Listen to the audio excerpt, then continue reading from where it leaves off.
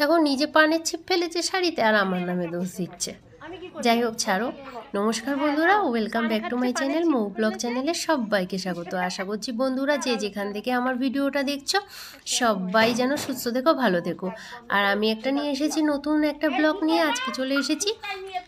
সকাল সকাল আমরা ব্রেকফাস্ট সেরে স্নান করে পুজো দিয়ে আমরা বেরিয়ে পড়েছি একটু ঘুরুঘুরু করতে। ঘুরুঘুরু মানে ঠিক না, একটা উৎসবে যাচ্ছি।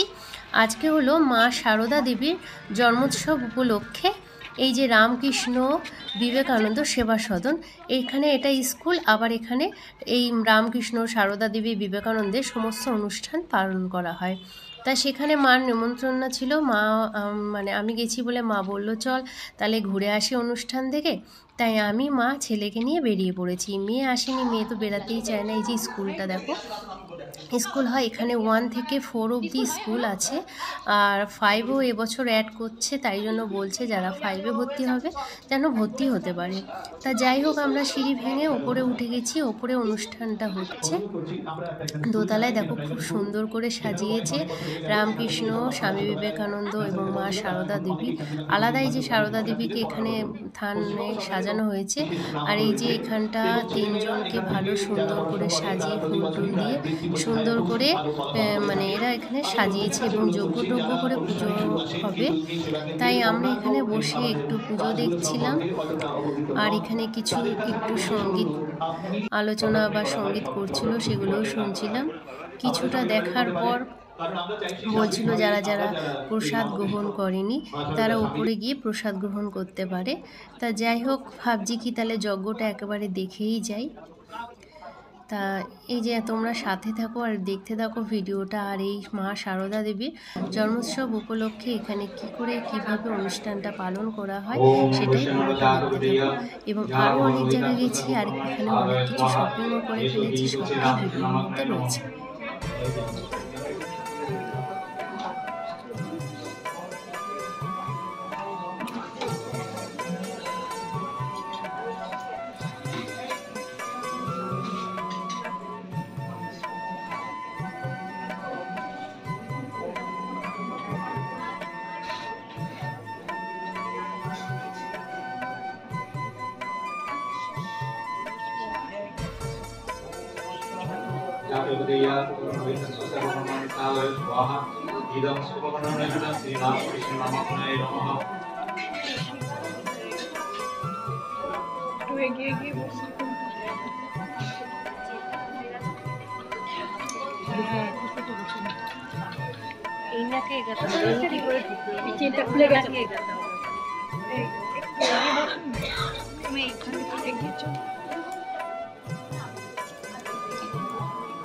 আমি এখানে ফেলে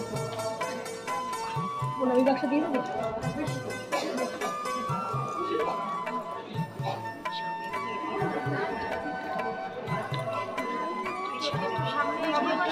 সামনে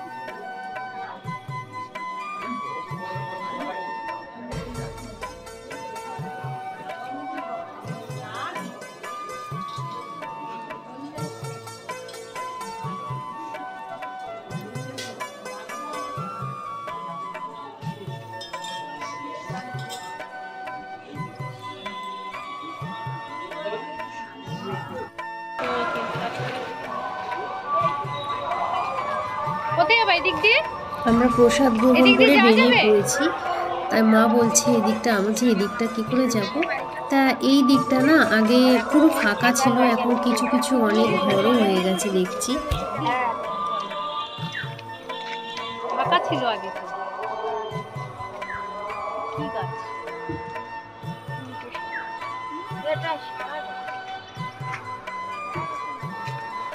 সেই সারা গাছে পেতনি থাকে, সেই সারা গাছে নাকি? হ্যাঁ, এরকম গাছ। আমার ছোটবেলায় স্কুলে পড়তাম,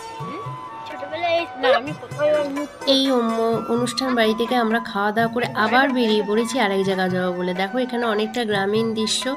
দেখো কলা গাছের রাস্তার ধারে দেখো কলা গাছে কেমন কলা ধরে রয়েছে, ওই কলা গাছটায় মোচা হয়েছে।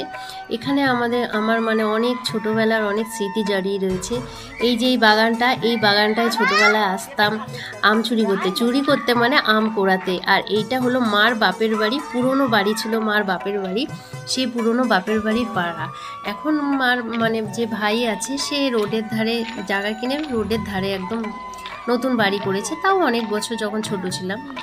আর এইখানে অনেক ছোটবেলা, তখন আমি মনে হয় ক্লাস 5-6-এ পড়তাম বা 2-3-তে, তখন এই সেই মানে মার দেখা হয়েছে বাপের বাড়ি পাড়ার বৌদিদের সাথে, তাই একটু মা দাঁড়িয়ে দাঁড়িয়ে গল্প করলো। অনেকেই চিনতে পারছিল না, তারপরে মা তো চিনতে পেরেছে। আর এই দেখো এখানে না, দেখো এই গাছটার নাম তোমরা জানো? এই গাছটা না অনেক কাজে লাগে, আমি দেখেছি ইউটিউবে যে এটা বলো তো হাতির সুর গাছ। দেখো এর ফুলগুলো না এই যে হাতির সুরের মতন থাকে, তাই এটাকে বলে হাতির সুর গাছ। তাই এই গাছটা অনেক অনেক কাজে লাগে শুনেছি, যারা চেনো না তারা এই গাছটাকে চিনে নাও। তা যাই হোক, এখান থেকে এই বাড়িটা চলে এসেছি, মার সেই পুরনো বাপের বাড়ি তো নেই, সেটা বিক্রি হয়ে গেছে। আর এই বাড়িটা এসেছি, আমাদের পাড়ায় থাকতো এই মানে মাকে দিদি দিদি বলে, তা আমি মাসি মাসি বলি, সেই মানে এই মাসিদের বাড়ি। মাসিটার বিয়ে হওয়ার পর এখানে নতুন বাড়ি করে ওরা এখন এখানেই থাকে। তা সেই বাড়িতে এসেছি। তা আমি বলছি দুপুরবেলা মনে হয় ঘুমিয়ে পড়েছে, তা মা বলে না ঘুমাইনি। তা দেখি দরজা খোলে কিনা, তা দেখি না, একটু দাঁড়ানোর পরপরই দরজা খুলে। তা যাই হোক এখানে গল্প করে তারপরে বললো যা উপরে ঘর আছে ফাঁকা, উপরে যদি ঘরে গিয়ে সুস্থা ঘুমা। তা একটু রেস্ট নেওয়া যায়। মা আবার এই মাসিটার বাপের বাড়ি ওরই পাশে, সেইখানে আবার চলে গেছে। তা আমি বললাম আমি আর যাবো না, আমি তাহলে এখানে বসে। আর ছেলেটা এক্সারসাইজ মেশিন পেয়ে দেখে ওটাতেই নিয়ে বসে গেছে। তারপরে যাই হোক ওখান থেকে আমরা ঘুরে ঘাড়ে রাতের বেলা আসার সময় মা বাজারের পথে এসছে, তাই একটু কিছু বাজার নিয়েছে, আর আমিও তার সাথে সাথে চলে এসেছি। আর আমি একটা শপিংও করে ফেলেছি, হলো একটা শাড়ি, দারুণ শাড়ি নিয়েছি। আর সেই শাড়িটা কি শাড়ি সেটা তোমাদের দেখাচ্ছি, একটু ওয়েট করো। হ্যাঁ, এটা হলো অর্গেঞ্জা সিল্ক। ভাবছিলাম মসলিন কিনবো, একটা কিনেও ছিলাম ফ্লিপকার্ট থেকে 274 টাকা দিয়ে, কিন্তু শাড়িটা এসেছিল ঠিক যেমন কালারটা দেখেছিলাম ঠিক সেম টু সেম, একটু হালকা এসেছিলো, তাই জন্য পছন্দ হয়নি, ওটা রিটার্ন করে দিয়েছিলাম।